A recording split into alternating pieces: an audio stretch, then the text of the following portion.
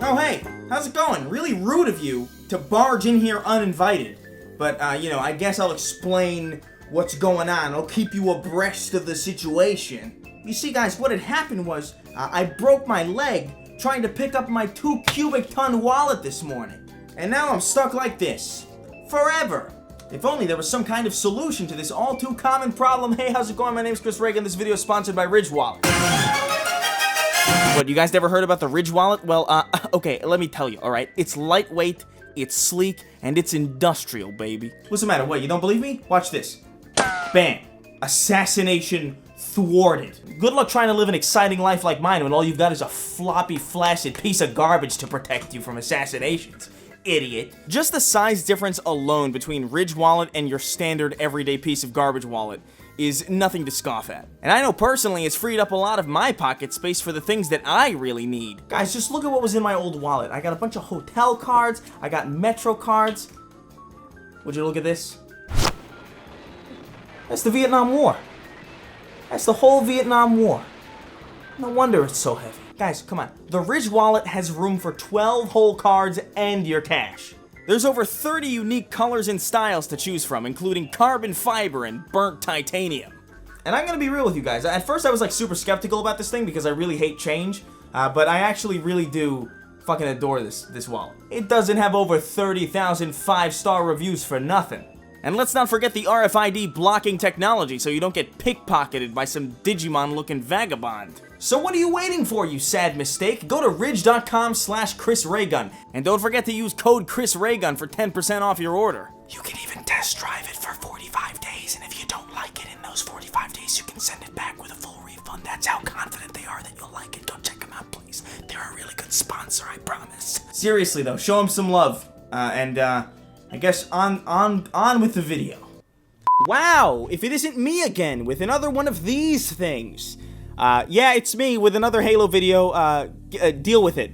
I'm sure a lot of people feel like this is kind of out of the ordinary for my channel, but realistically, there hasn't been a new Halo game for the last 5 years, and 5 years ago, I made all sorts of shit about the new Halo games coming out. So if any of you are like, you know, I miss old Chris, when he used to plow SJWs in the back of a van, you know, this is the oldest Chris you're getting. This is classic Chris right here. Now, obviously, if you were paying attention to this channel for the last week, we actually streamed the Halo Infinite live reveal at the Xbox Game Showcase on the 23rd of July. And we had a pretty big moment. We had like 10,000 concurrent viewers on our stream at the same time, which is fucking wild. Thank you guys for doing that. But what you saw in that stream was my reactions to what I was seeing kind of as they were happening. Very, very emotional, very, very new, very, very fresh. I wasn't really thinking critically necessarily when I was reacting to what I was being bombarded with. So today I kind of thought I'd like to maybe go over the gameplay premiere demo again, except with a little bit more of a cooler head, with more understanding of like what I missed, what looks bad, what looks good, a little bit more of an even-keeled take as opposed to just massive disappointment or massive hype. And I think I'm going to have an opinion that might be unpopular. What I saw from the Halo Infinite campaign gameplay demo, I really liked it. I really liked it. Now, does that mean it's all sunshine and rainbows? No, I don't like that the grass is popping in fucking 2 feet away from you. I don't like that the brutes all look like they would rather die than even see you. I don't like that the textures on the guns look a little bit too clean. I don't like that a lot of the guns look like plastic. I don't like the lighting engine. I don't like that clouds are popping in from the distance. There's a lot about Halo Infinite that I don't like and that I think is pretty problematic. But what makes me really happy about Halo Infinite is that every problem that I have with the game is not something that is baked into the design philosophy. It's not something that can't be changed after the fact. It's not something that is a detriment to the overall gameplay experience of what I saw. My main problem with Halo 5, way from the get-go, was the fact that you could tell that it was designed with an esports focus in mind. You could tell that it was designed, oh hey, we're gonna make everybody really fast, guns are gonna be fucked, vehicles are gonna be fucked,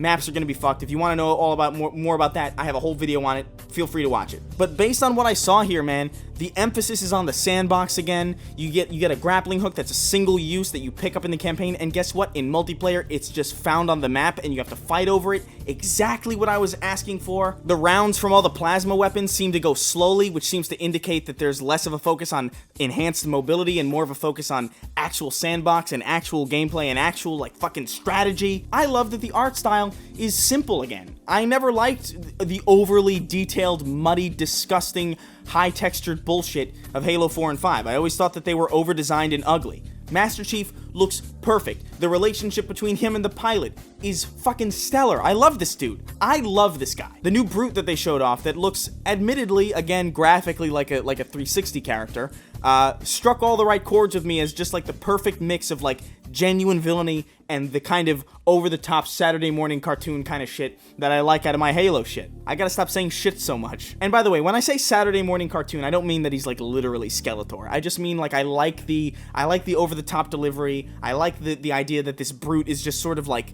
he's just on this ring and he's like, he's so bored, and he comes across the fucking hero of the galaxy, and he's like, oh my god, finally I have purpose. It's like there's like this friendly rivalry that I see, and it's like, oh, I love that. I love that idea. I know a lot of people disagree with me on this, but Halo's characters have always been kind of over the top. I mean, the Gravemind talks in rhymes like a fucking Dr. Seuss villain. You will search one likely spot, and you will search another. Fate had us meet as foes, but this ring will make us brothers. The Didact gave all these grand Shakespearean soliloquies.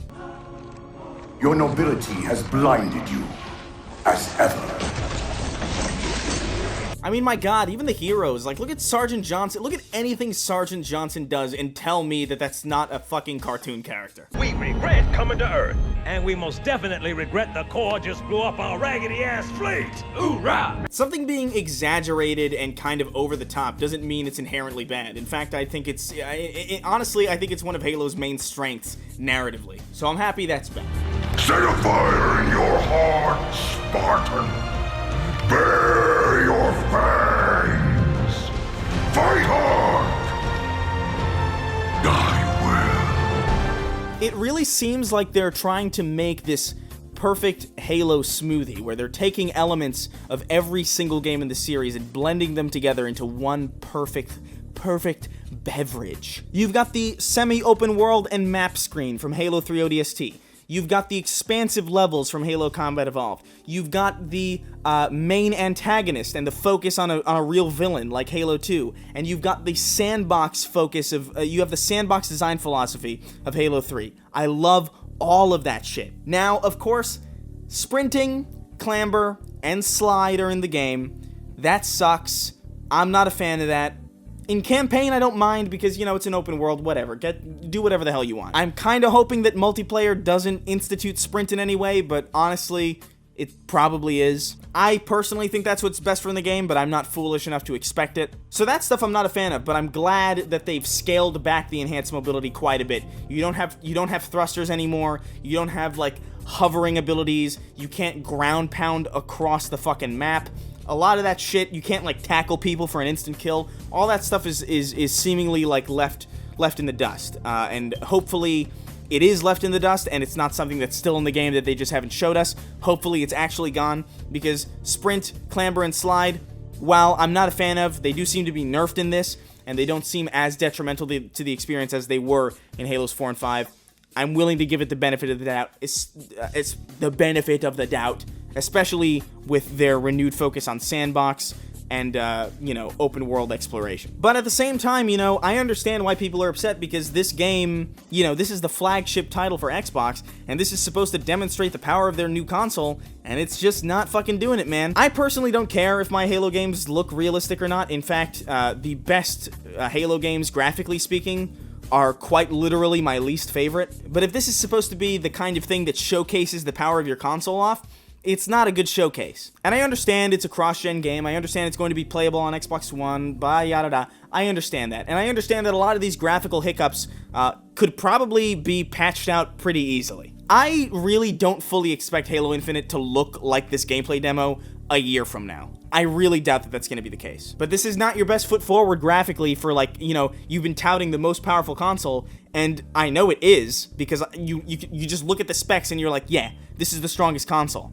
But this game does not showcase that off at all. And I think a bigger reason as to why people felt so disappointed or maybe underwhelmed by what they saw is in large part due to the fact that it took us so long to see a shred of this fucking game, dude. I've been waiting 5 years to see this thing, and I've been waiting 10 years for a good Halo game. So when I see Halo Infinite for the first time after 5 years of complete radio silence, and I'm seeing all these design decisions that I'm like, oh yes, this is good, I like this is fucking perfect, this is exactly what I wanted, but it looks kind of I don't think people would have had the same reaction if we saw gameplay a year ago. I don't think people would have had this same reaction if we saw gameplay in December when they unveiled the Series X at the Game Awards. I don't think we would have even seen a massive amount of disappointment if they just had a little disclaimer at the top that said, you know, work in progress. But the fact that we waited 5 years to see something that is ultimately not really all that indicative of something that looks next gen,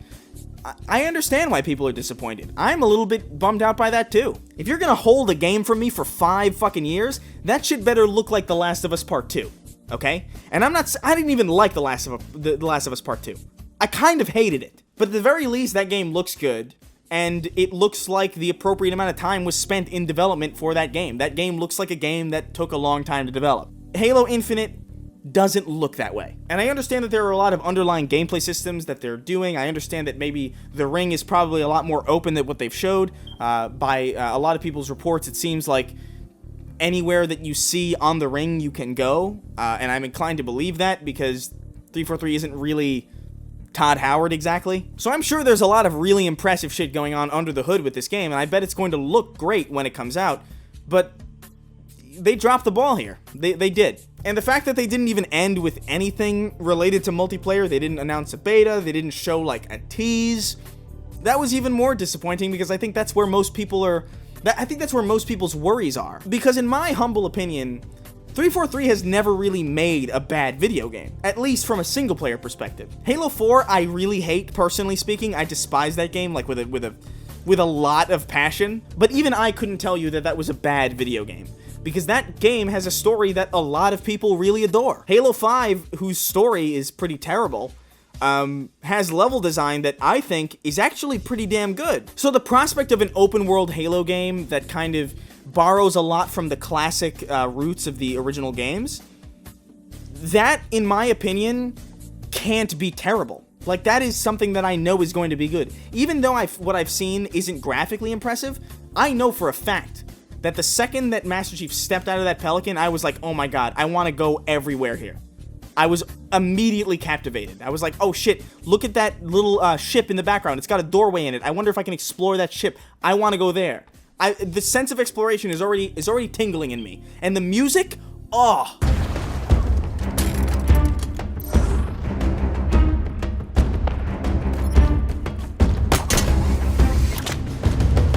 I just wish they showed this to us sooner, man, because for the longest time I've been anticipating this thing. And even if you keep your expectations in check, even if you, subconsciously or like, or consciously you're like, oh, okay, I won't expect much, you kind of can't help but expect a lot when it's been so long and they've been so tight-lipped. I think the silence on 343's part is really damaging, and they really need to be upfront and honest with people, especially, they need to be honest with the community and upfront with the community. They need to tell us when we're going to be hearing more multiplayer details. They need to tell us exactly how old this build is. And you know what? The Craig meme, I think it's great. I love it. I hope they commemorate him in the real game, like genuinely. So overall, I'm feeling cautiously optimistic still, because what I saw sounded like Halo, looked like Halo, and from what I could tell, felt like Halo.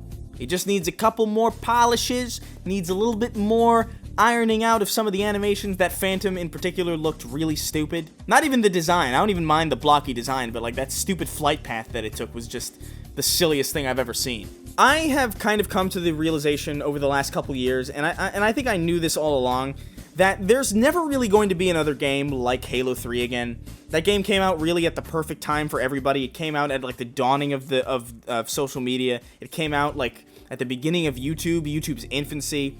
It was like the perfect game for the perfect time. And I know that I'm never going to experience something like that again, and I'm perfectly content with that. So my expectations for this game are that it's going to be a fun game. That's all I want out of Halo Infinite. Because quite frankly, Halo 5 wasn't fun for me. Halo 4 wasn't fun for me. And what I'm seeing here in Halo Infinite from a base design philosophy perspective is really scratching that itch that I think I've really been waiting for a long time. I just hope that they can polish shit up for launch. I know that they're not going to delay it, but maybe they should. I don't know. I'm feeling cautiously optimistic, but at the same time, I'm not exactly over the moon about it. I'm not happy about Sprint. I'm not happy about Clamber and Slide, although they seem to be, you know, relatively toned down. We'll just have to wait and see, but apparently there's going to be another gameplay reveal in August or something. Maybe they'll show multiplayer there. Who knows? But yeah, I just kind of wanted to give my thoughts on Halo Infinite now that the dust has had time to settle. I know it's popular to be very negative about the game, and I think I am to some degree, but I don't know, these are my genuine thoughts. I have a lot of concerns, but I hope it's good, because I think all the pieces really are there for a fucking stellar game. So I think that's where I'm gonna leave it. Thanks for watching this video. I know that this isn't really interesting to a lot of you, so it means a lot that you can sit through shit that I'm interested in. If you heard beeping in the background of this video, don't worry about it. It's gonna be gone soon. I'm working on a weird wide web for you guys right now, so stay tuned for that beauty. Get out of here. Go. Get out of here. Go. Leave. Leave.